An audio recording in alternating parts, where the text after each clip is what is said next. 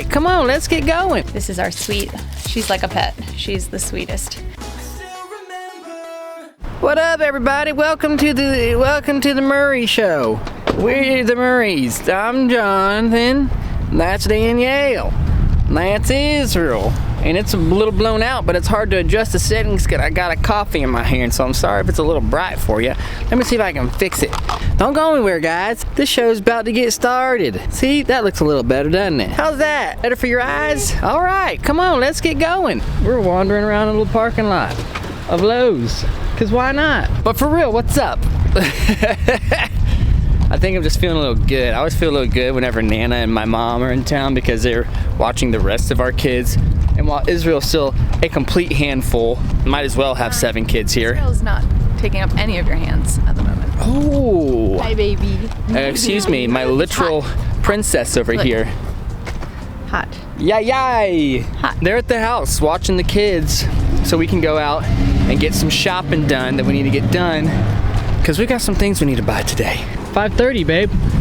We buying that right now. Good luck, our sheep. I'm putting my sheep in there. No coyote's gonna get them in there. I know some people do lock their people told me that they lock their sheep up at night, but nobody that I know that has sheep does that. It's especially difficult to do that with rotational grazing where they're not going to be in the same pasture for more than a few days to like a week max, and then you move them to a different spot. So you're talking about a structure that you would have to be able to move around like that. That's just not the most practical thing. But this might be practical to just let our sheep hang out in there instead of buying all the stuff we're gonna buy. Level up, level up, level up, level up.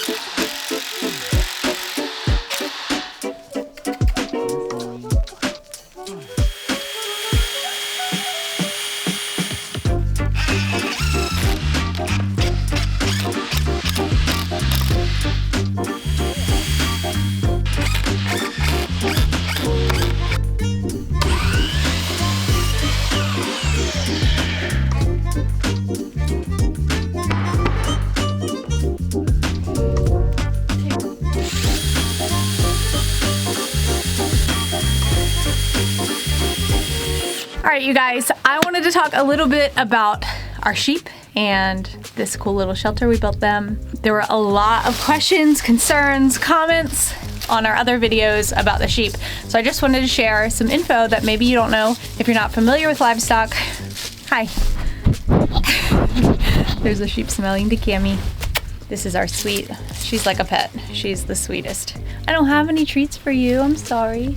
Okay, so we have 2 different kinds of sheep. We have a Katahdin ewe and then a little Katahdin lamb. And then we have a Hampshire, and she's a wool sheep. The other 2 are hair sheep. So they don't grow wool, they grow hair, they grow winter coats, and then they shed them. The wool sheep you obviously do have to shear in the summer. Does that smell good to you? Don't eat it. You want some hay? The really cool thing about sheep and cows is that they are what's called ruminants. They have 4 stomachs. They have something called a rumen, which keeps them warm. So as long as they are eating and that rumen is active and working on food, it generates body heat for them. So sheep and cows and other ruminants, they don't actually need shelter from the cold. They don't really care about shelter from the rain. Mostly what they need is a windbreak and shelter from the wind. So that can be a structure like this that you build that gives them something to go in or hide behind. It could even just be one wall, to be honest. Or it could be a natural shelter like a cave, like being up against a cliffside, or like trees. Trees are an amazing natural shelter for animals. They provide like a canopy in the summer for shade.